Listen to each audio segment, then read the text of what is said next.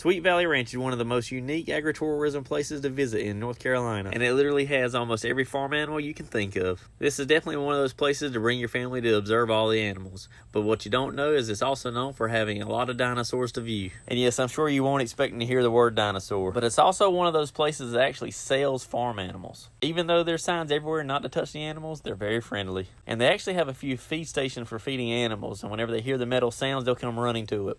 But this place has well over 20 acres that is dedicated to just dinosaurs and farm animals and even a lot more.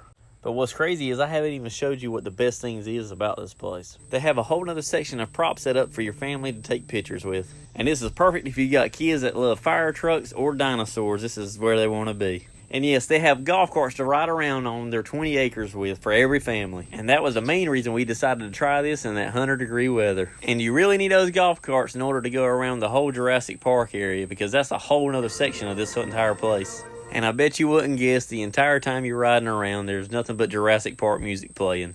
And even though I don't know anything about dinosaurs, they pretty much had a good selection of dinosaurs from what I could see. And just so you know, they do Halloween and they do Christmas at this exact same place. Because this red spider and this three-headed dog, along with this Sasquatch here, lets you know they're trying to set up for Halloween right now. And check out this camel here, along with a few other farm animals. And on the back side of the farm, they have a whole nother carnival section.